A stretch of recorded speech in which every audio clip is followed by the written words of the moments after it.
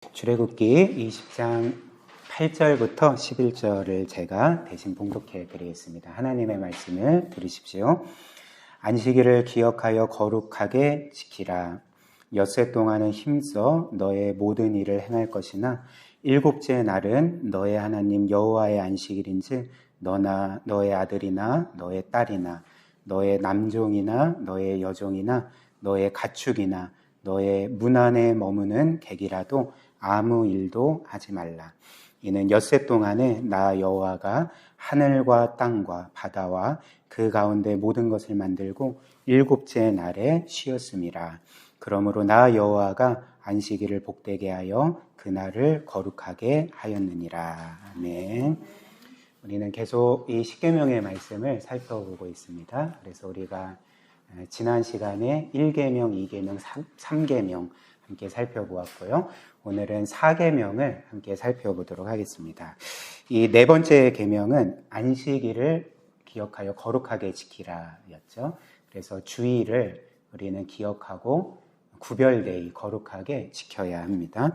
그래서 저는 오늘 여러분들과 함께 이 안식일 준수 계명, 주일 성수 계명을 세 부분으로 살펴보고자 하는데요.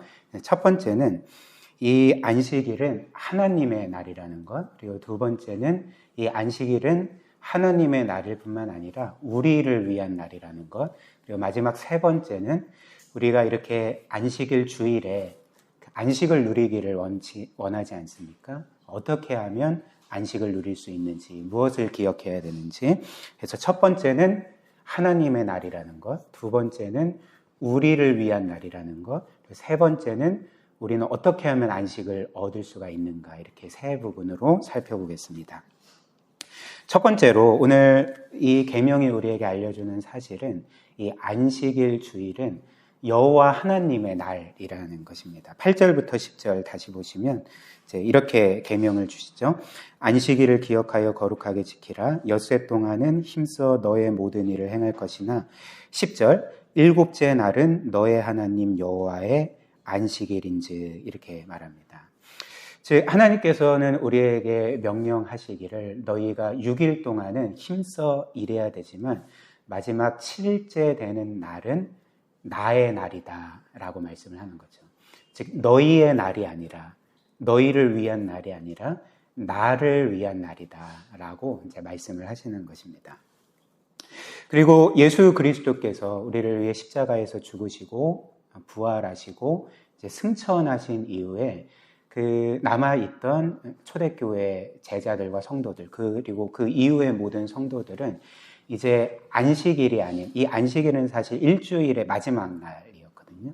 제 7일째 되는 날인데 이 제 7일째 되는 날이 아닌 이제 첫 주의 그 가장 첫날, 즉 예수 그리스도께서 부활하신 그 날을 이제 기념하여서 안식일로 지키기 시작했습니다. 지금까지 우리가 이렇게 이 안식일을 제 7일째 날을 이제 한 주의 첫 날인 이 주일로 지키고 있는 거죠. 이해되시죠? 그래서 보통은 이와 관련해서 이단들이 있죠. 그래서 너희는 지금 주일에 지키는데 구약 성경을 보면 너희가 이 일주일의 첫날이 아니라 마지막 날 그것을 안식일로 지키라 했다. 그런데 너희는 첫날 주일을, 즉 일요일을 안식일 주일로 지키기 때문에 그렇게 하면 구원받지 못한다. 이렇게 말하거든요. 근데 결코 넘어가면 안 됩니다. 물론 제가 지금 충분히 설명드릴 수 있는 시간이 없는데 이제 이후에 이제 그런 말씀이 그러니까 이 주일에 이 일요일에 우리가 안식일로 지키는 것이 이제 성경적인 거라는 것, 주께서 우리에게 명령하신 거라는 것을 우리가 알게 될 것입니다.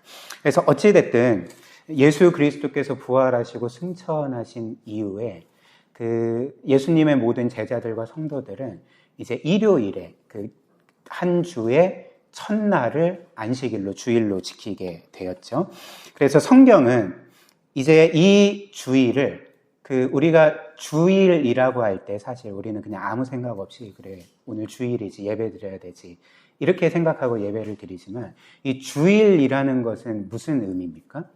그러니까 주님의 날이라는 거거든요.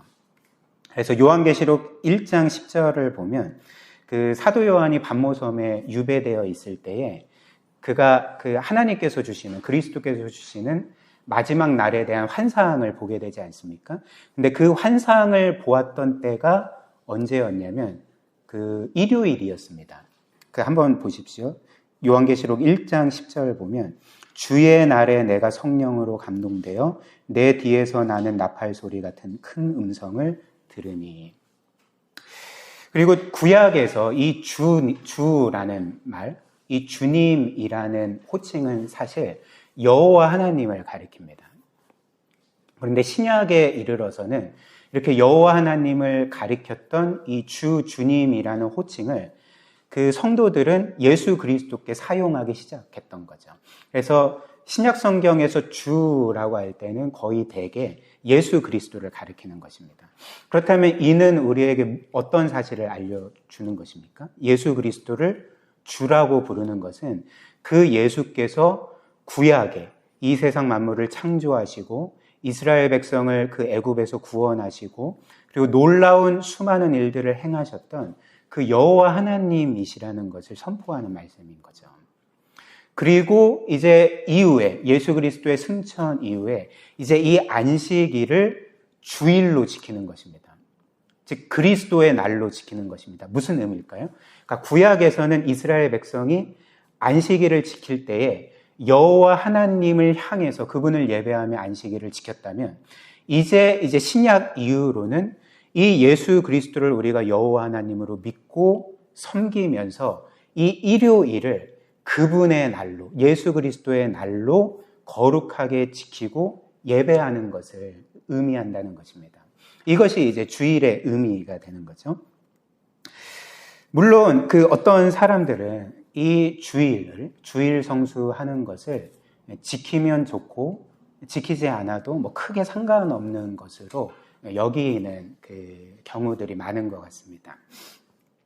그리고 보통 그런 사람들이 내세우는 논리는 무엇이냐면 예수께서 구약의 모든 율법들을 지키시고 성취하셨기 때문에 이제 신약 이후의 그 삶을 살아가는 우리 성도들은 더 이상 율법을 지킬 필요가 없다.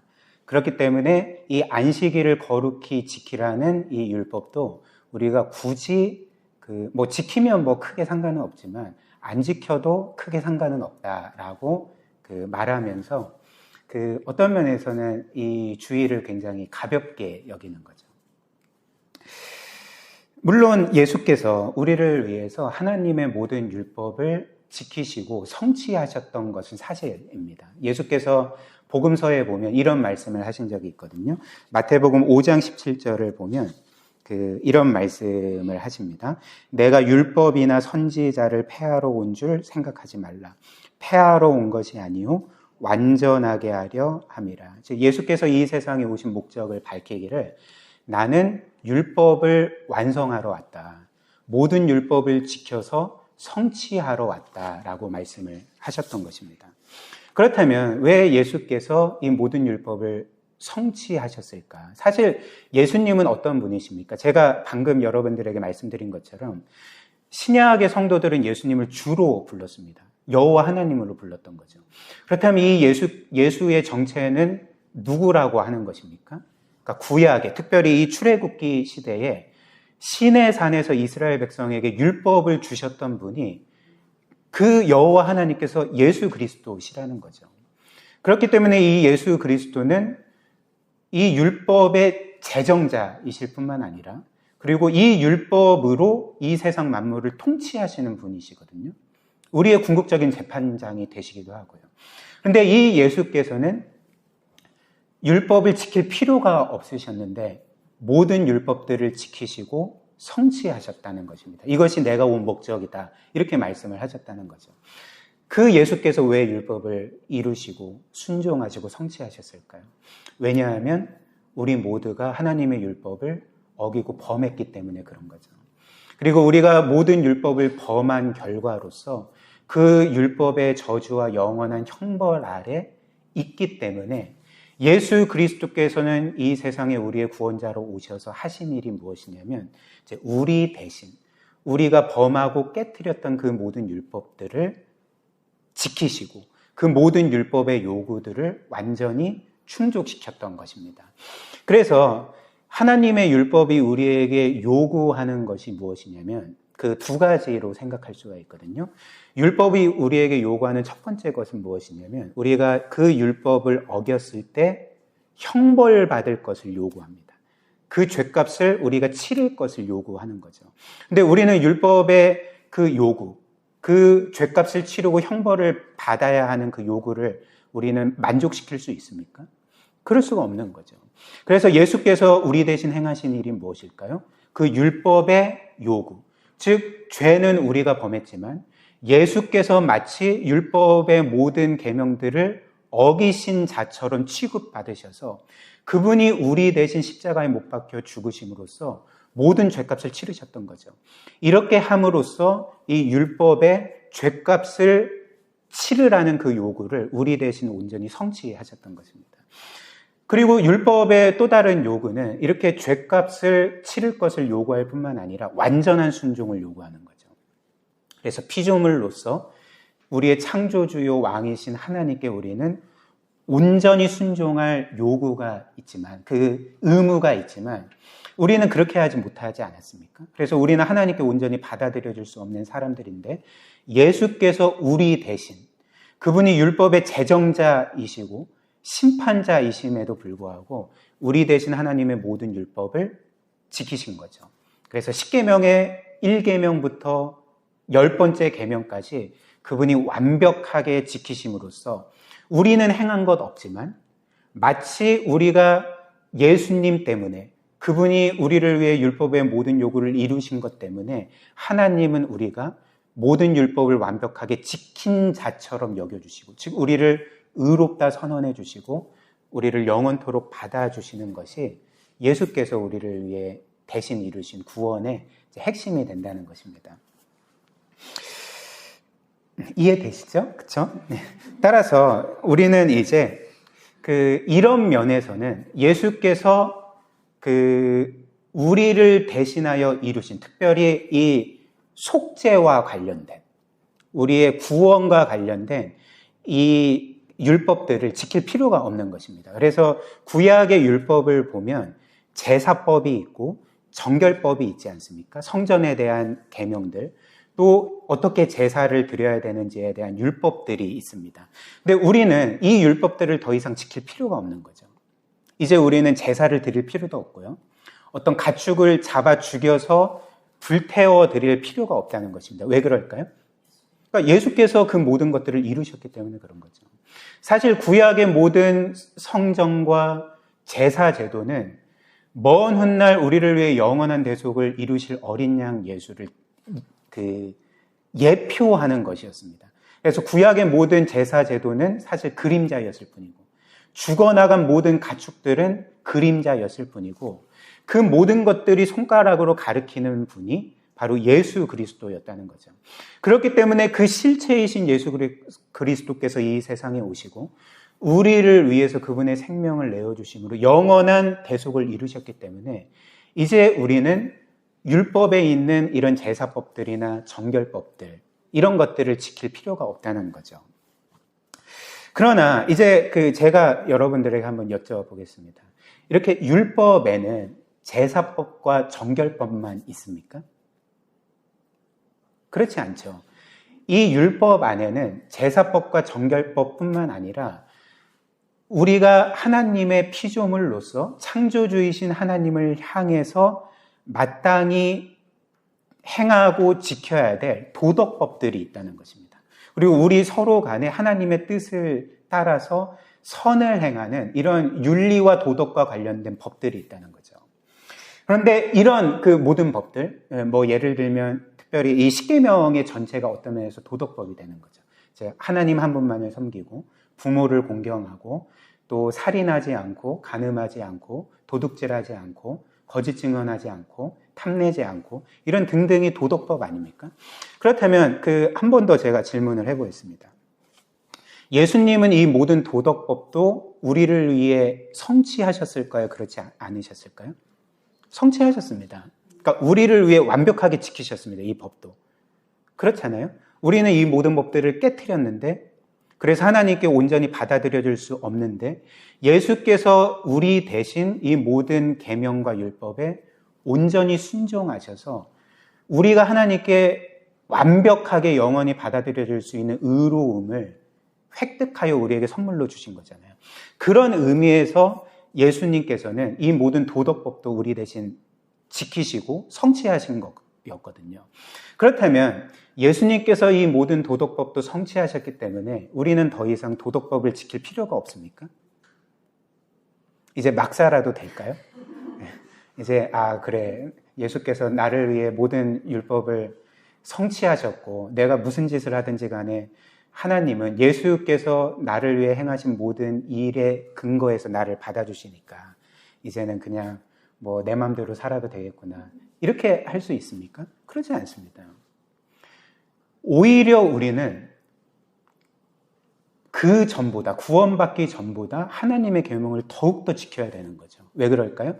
왜냐하면 그 하나님께서 우리가 하나님께 온전히 받아들여지기 위해서 그 외아들까지 희생시키셨고 우리를 완벽하게 의로운 자로 세우시기 위해서 그 예수께서 우리를 위해 죽기까지 순종하신 것을 우리가 기억할 때 우리는 이제는 어떤 두려움이 아니라 하나님께 버림받을 수 있다는 그런 어떤 공포가 아니라 이제는 그분과의 관계에 확신을 갖고 기쁨과 감사함으로 훨씬 더 하나님의 도덕법을 지키는 삶을 살아가게끔 되어 있다는 것입니다.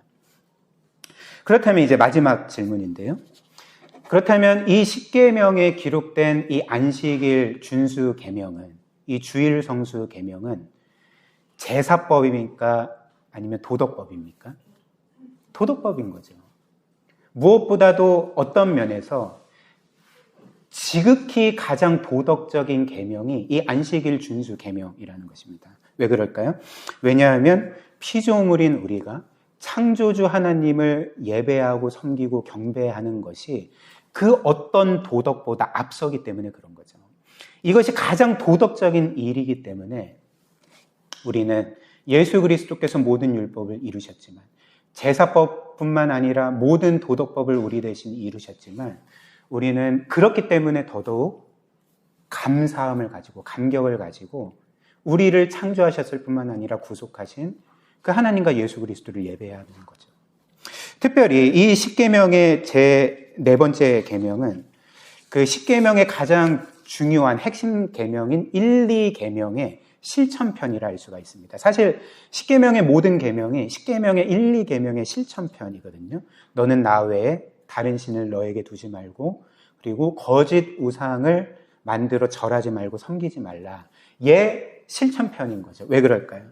만약 우리가 이 하나님을 우리의 유일하신 참신으로 믿는다면, 우리의 창조주요 구원자로 믿는다면, 이분을 우리의 진정한 생명이요 복의 근원으로 믿는다면, 우리의 모든 것이 그분으로부터 온다는 것을 정말 믿는다면 우리는 반드시 우리의 일주일 중에 한 날을 그분께 구별하여서 거룩히 그분을 예배할 것이기 때문에 그렇습니다.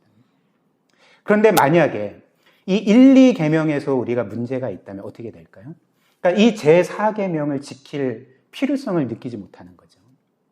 그래서 가끔씩 지키지만 그러나 하나님보다 더 우선시되고 중요한 어떤 일이 이 일요일에 생기면 그리고 그것이 더 내 마음을 만족시키고 나를 기쁘게 하면 얼마든지 주일에 하나님이 아니라 이제 거짓신을 예배할 수 있게 되는 것입니다. 그러니까 이게 이제 안식일 계명의 핵심이라는 거죠. 그 다음 두 번째로 이 안식일은 이렇게 하나님을 위한 날일 뿐만 아니라 즉 하나님의 날일 뿐만 아니라 이제 우리를 위한 날이다라고 오늘 이 계명이 우리에게 알려주고 있습니다. 우리 그 8절부터 10절 한 번만 다시 보실까요? 안식일을 기억하여 거룩하게 지키라. 엿새 동안은 힘써 너의 모든 일을 행할 것이나 일곱째 날은 너의 하나님 여호와의 안식일인즉 너나 너의 아들이나 너의 딸이나 너의 남종이나 너의 여종이나 너의 가축이나 너의 문 안에 머무는 객이라도 아무 일도 하지 말라 이렇게 말씀을 하셨습니다. 자, 하나님께서는 우리에게 6일 동안은 너희가 너희의 일을 힘써 행할 수 있지만 그러나 제7일째 이 안식일은 나의 날이기 때문에 거룩하게 지키라. 이렇게 말씀하시고 난 후에 이제 10절 말씀에 어떻게 말씀을 하냐면 아무 일도 하지 말라라고 말씀을 하시는 거죠. 즉 아무 일도 하지 말라는 것은 쉬라는 말씀인 거죠. 우리의 일에서, 우리의 공부에서, 우리의 그 어떤 수고로운 일에서 쉬어라 이렇게 말씀을 하고 계시는 것입니다. 특별히 되게 특이한 게 10절 말씀을 보시면 그 안식일에는 너와 너의 아내와 너의 자녀들은 쉴 것이지만 그러나 너의 권위 아래에 있는 너의 종들은 계속 일해야 된다. 이렇게 말씀하십니까? 그렇지 않습니다. 지금 10절 말씀을 보면 놀랍게도 너희의 남종이나 여종도 무조건 쉬어야 된다. 이렇게 말씀을 하는 거죠.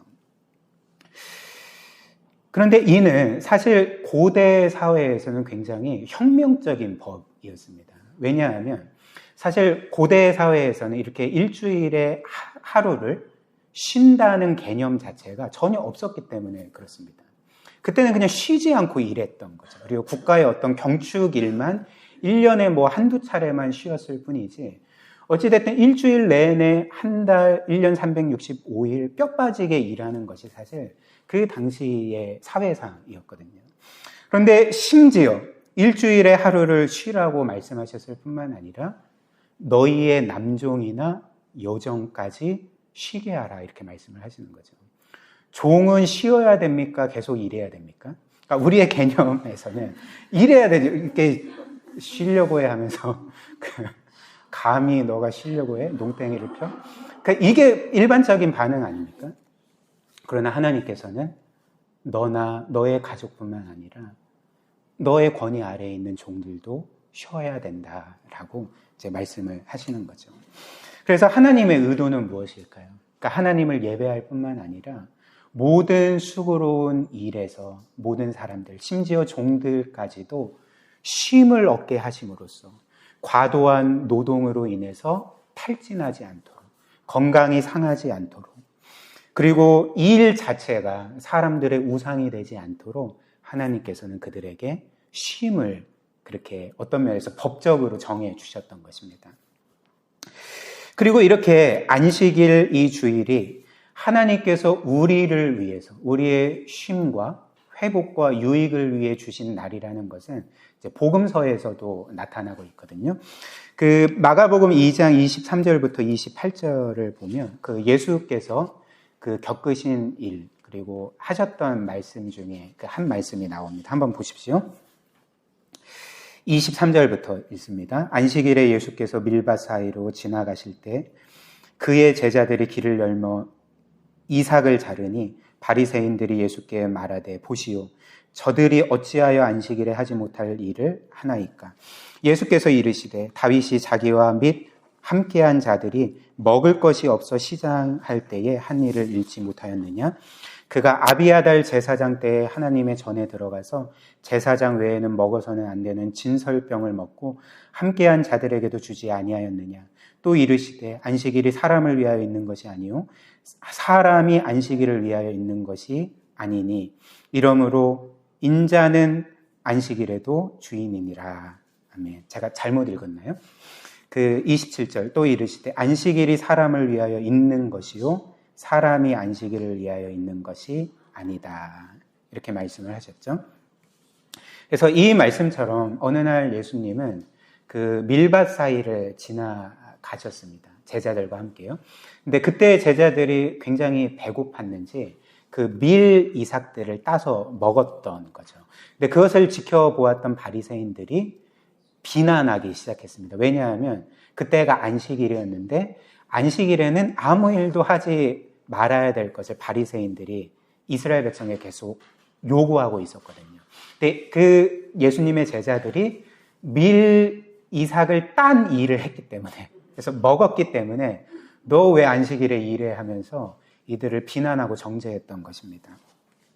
근데 그때 이제 예수님은 이제 구약 시대에 일어났던 한 일을 이제 말씀을 하셨던 거죠. 즉 다윗이 사울 왕에게 쫓겨 다닐 때에 그가 이제 떠돌이 생활을 하니까 그 얼마나 배고팠겠습니까? 그래서 어느 날 아마 안식일이었던 것 같아요. 성전에 들어가서 이제 그 먹을 것을 구하는데 그 당시 제사장이었던 아히멜렉이라는 제사장이 제사장만 먹을 수 있는, 일반 백성은 먹을 수 없는 그 진설병을 다윗과 그의 일행에게 줘서 먹이게 했다. 이 일을 이제 언급을 하십니다. 이것은 무엇을 의미합니까? 율법에 따르면 이 안식일의 진설병은 제사장만 먹을 수 있는데 지금 다윗과 그 일행은 굉장히 굶주려 있는 거죠. 지금 어려운 상태에 있는 거죠. 그래서 제사장은 그것이 율법에 어긋나는 일이나 그들을 도왔던 것입니다. 그들을 먹여서 배부르게 했던 거죠. 충전시켰던 거죠. 회복시켰던 거죠. 그러니까 무엇을 보여주냐면 율법의 진짜 정신 핵심은 그 율법을 그냥 문자적으로 지키는 것이 아니라 이웃을 사랑하는 거다. 사람을 살리고 회복시키고 사람의 유익을 위해 있는 날이다. 이런 메시지를 주는 것입니다. 그래서 예수께서 뭐라고 말씀하십니까? 27절 안식일이 사람을 위해 있는 것이요 사람이 안식일을 위하여 있는 것이 아니다. 이렇게 말씀을 하시는 거죠. 여러분들에게는 주일이 여러분들을 위해 있는 날입니까? 아니면 여러분들이 주일을 위해 있으십니까? 네, 아무튼 뭐 그렇고요. 그래서 이제 핵심은 뭐냐면 바리새인들의 생각과는 달리 하나님께서 우리 모두에게 안식일 주일을 주신 것은 우리를 뭔가 통제하고 억압하시고 조금이라도 잘못하면 벌하시기 위함이 아니라 우리의 진정한 쉼과 안식과 회복을 위해서 우리의 유익을 위해서 주신 거라는 것을 우리 주께서 우리에게 말씀하셨던 거죠. 이어지는 마가복음 3장도 똑같은 메시지가 주어집니다. 1절부터 6절 한번 보십시오. 예수께서 다시 회당에 들어가시니 한쪽 손 마른 사람이 거기 있는지라. 사람들이 예수를 고발하려 하여 안식일에 그 사람을 고치시는가 주시하고 있거늘 예수께서 손 마른 사람에게 이르시되 한가운데 일어서라 하시고 그들에게 이르시되 안식일에 선을 행하는 것과 악을 행하는 것 생명을 구하는 것과 죽이는 것 어느 것이 옳으냐 하시니 그들이 잠잠하거늘 그들의 마음이 완악함을 탄식하사 노하심으로 그들을 둘러보시고 그 사람에게 이르시되 너의 손을 내밀라 하시니 내밀매 그 손이 회복되었더라. 바리새인들이 나가서 곧 헤롯 당과 함께 어떻게 하여 예수를 죽일까 의논하니라. 그러니까 이 말씀에 따르면 아마 우리가 방금 보았던 그 밀밭 사이를 지나셨던 그 일 직후에 있었던 일인 것 같습니다. 그래서 예수께서 이제 안식일에 그 회당에 들어가셨던 거죠. 근데 회당에 손 마른 사람, 즉 정확히 그게 뭔지는 모르겠지만 손에 어떤 장애가 있던 사람이 있었던 거죠. 그리고 사람들은 예수를 주목하여서 예수님께서 이 사람을 고치시는가 고치시지 않는가 계속 이제 뚫어지게 보고 있었습니다. 왜냐하면 이 예수께서 안식일에 병을 고치면 곧바로 예수님을 비난하고 정죄하고 고발하기 위해서였던 거죠. 근데 예수님은 어떻게 하셨을까요? 그러니까 당연히 이 손에 장애가 있던 사람을 고쳐주셨던 거죠. 안식일에.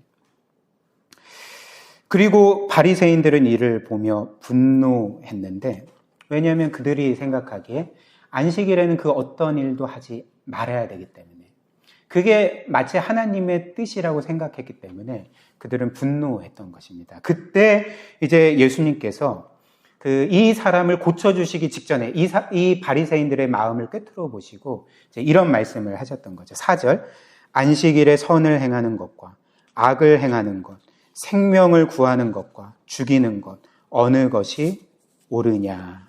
무슨 말씀입니까? 결국 예수님께서 하시고자 했던 말씀의 핵심이 무엇일까요? 그러니까 안식일은 선을 행하는 날이라는 것.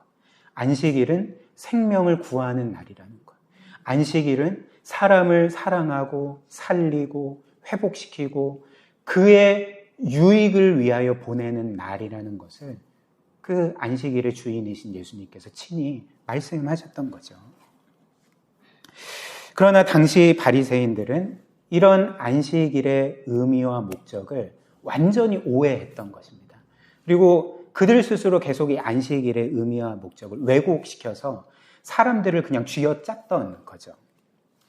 제 하나님은 이 안식일을 사람들의 생명과 복과 진정한 쉼과 회복과 평안을 위해 주셨는데 바리새인들은 이 안식일을 결국 어떻게 생각을 했던 것입니까?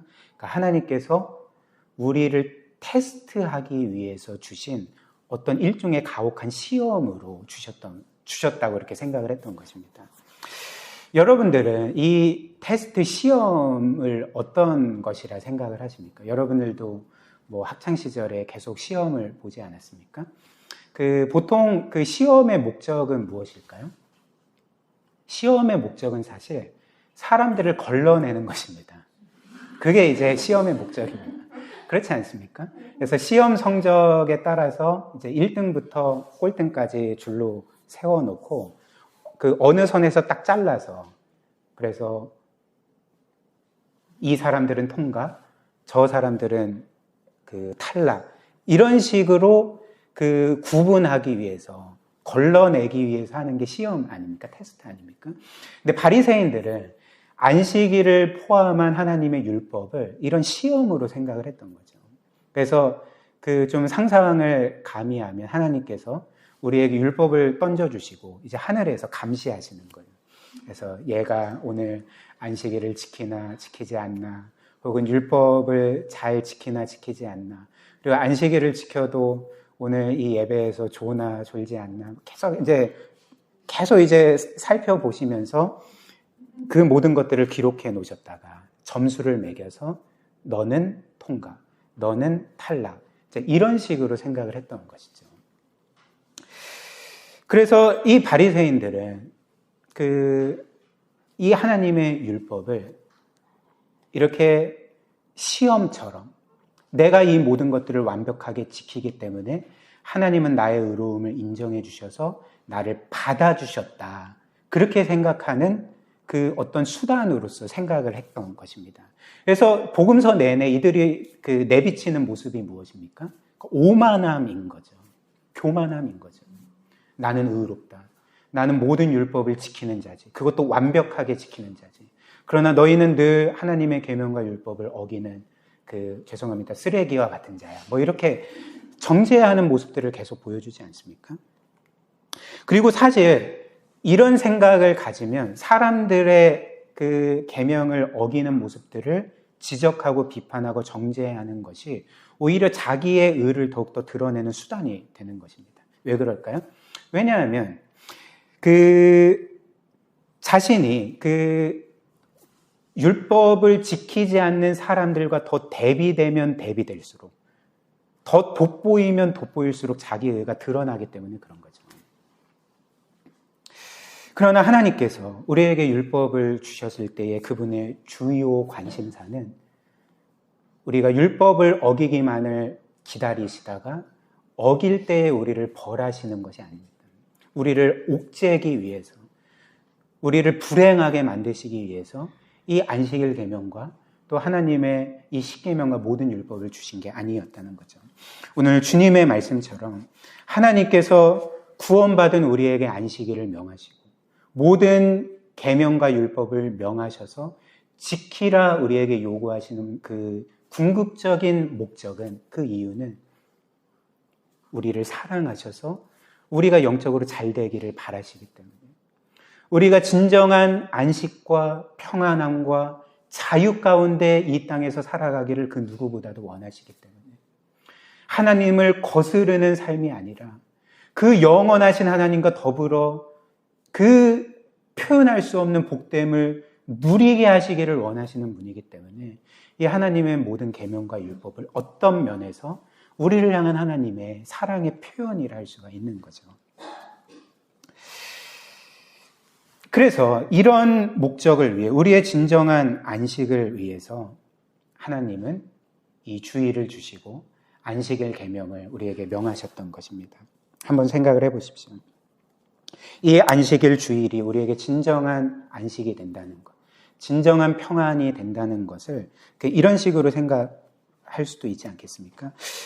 만약에 여러분들이 이 주일 성수하는 것을 뭔가 대수롭지 않게 여겨서, 그래서 예배는 가끔씩 드리지만 드리지 않을 때가 많고, 그리고 그래서 주일에 계속 뭐 어디 여행을 가거나 또 어떤 일들을 해서 이 주일 성수를 하지 않는다고 생각을 해보십시오.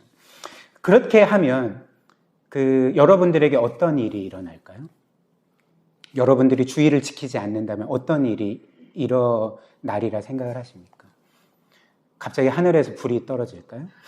아니면 뭐 하던 사업이 갑자기 망해버릴까요? 아니면 내가 불치병에 걸려서 시름시름 앓다가 죽어갈까요? 사실 물론 이제 그런 일이 일어날 수도 있지만 거의 일어나지 않습니다. 그런 일은 일어나지 않습니다. 그러나 확실한 사실은 무엇일까요? 우리가 이 주일 가운데 하나님을 예배하지 않는다면, 이곳에 나와서 영적인 안식을 누리지 못한다면 우리의 영혼은 서서히 죽어가게 될 것입니다. 우리의 영혼은 서서히 그 평안을 잃어가게 될 것입니다.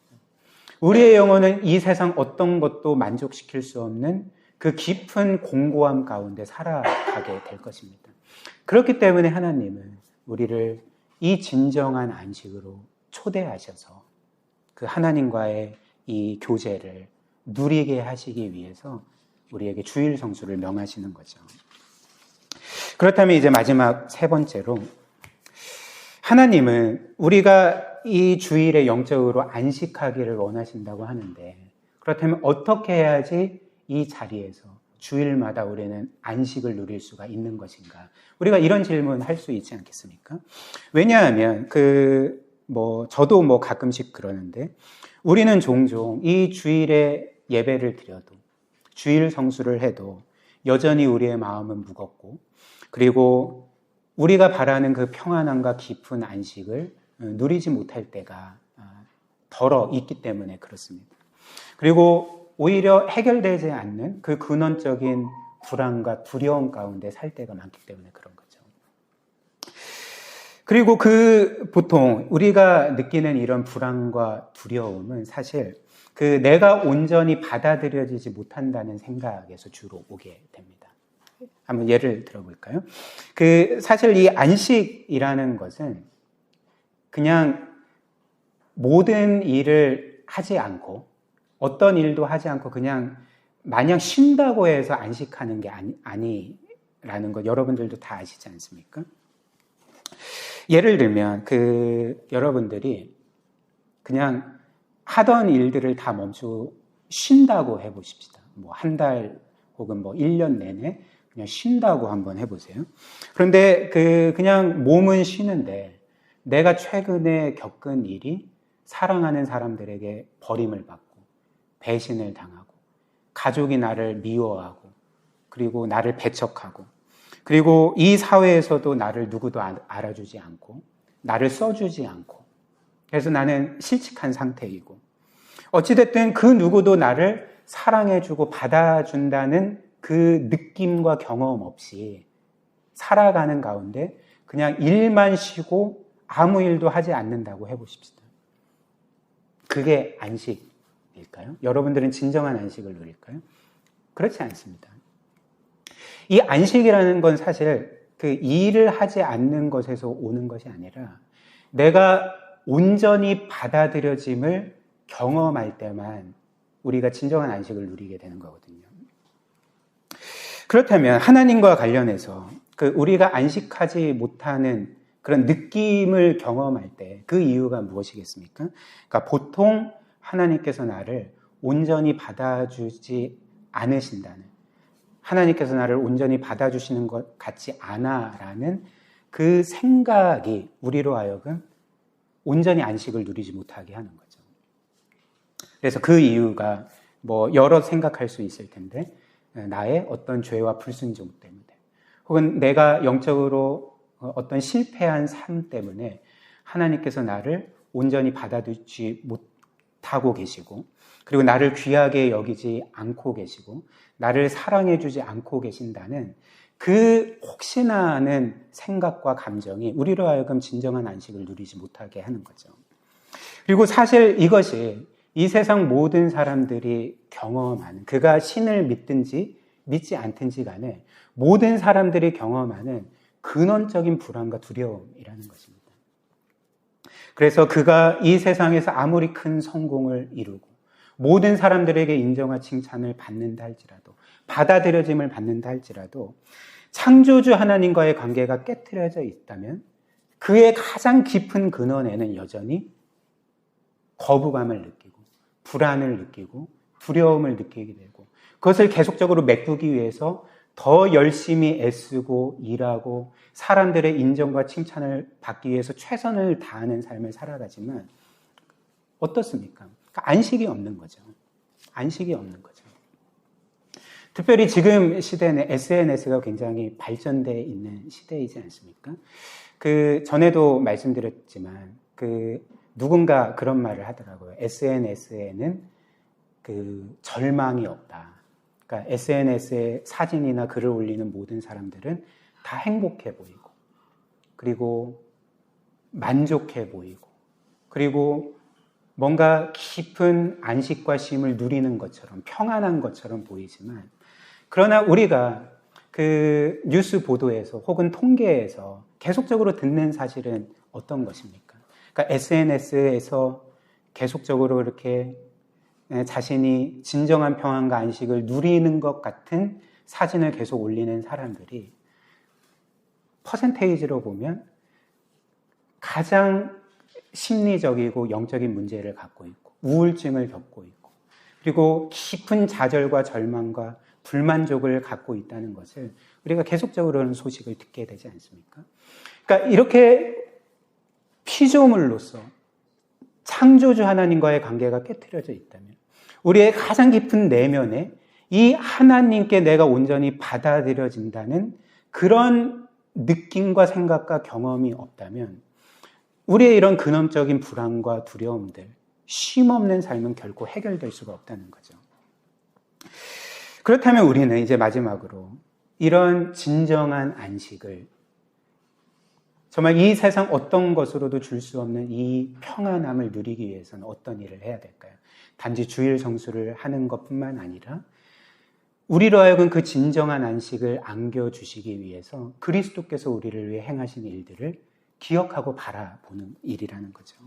그리스도께서 우리에게 진정한 안식을 주시기 위해서 행하신 일이 무엇일까요?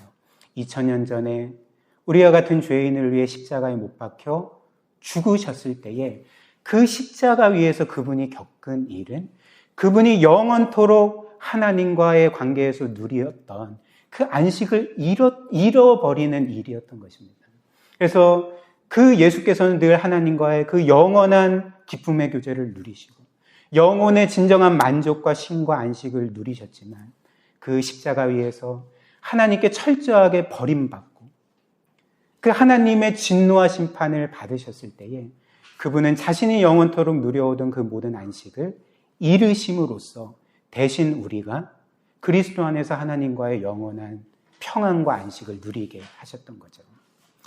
그 안에서 하나님께서 우리를 완전히 받아주신 것, 영원토록 자녀로 삼아주신 것, 우리를 영원토록 책임지신다 약속하셨을 뿐만 아니라 실제 삶에 있어서도 우리를 책임지시는 것을 우리가 진정으로 믿게 될 때에 이 세상에 우리가 어떤 위기와 환난을 겪을지라도, 어떤 어려움들을 겪을지라도, 심지어 모든 사람들이 나를 버릴지라도 하나님께서 나를 받아주시고 나를 책임지시고 나를 사랑해 주시고 영원토록 나를 귀하게 여기시고 기뻐해 주신다는 사실을 기억함으로써 우리는 진정한 안식을 누릴 수가 있게 되는 것입니다. 그래서 주께서 우리에게 하신 말씀이 무엇일까요? 우리가 늘 예배 시작에 함께 고백하는 것처럼 수고하고 무거운 짐진 자들아 다 내게로 오라. 내가 너희를 쉬게 하리라. 안식하게 하리라 라고 약속하셨던 것입니다. 사랑하는 여러분, 우리의 영혼의 안식과 평안함이 없을 때 우리가 우리를 대신하여 그분의 영원한 안식을 이루신 그리스도를 바라봅시다. 그분이 그 안식을 이루심으로써 우리에게 영원한 안식을 안겨주셨고, 그리고 하나님 안에서 영원히 자녀로 받아들여진 것, 그분이 우리의 삶을 영원토록 책임지신다는 것을 우리가 기억합시다. 그 하나님께서 우리의 삶을 책임지신다면 우리가 무엇을 두려워하겠습니까? 그리고 무엇을 걱정하겠습니까? 이 사실을 늘 기억하면서 이 주일 가운데 진정한 안식을 누리고 삶 가운데 진정한 평안을 누리는 그런 복된 삶 사시기를 주님의 이름으로 축복합니다.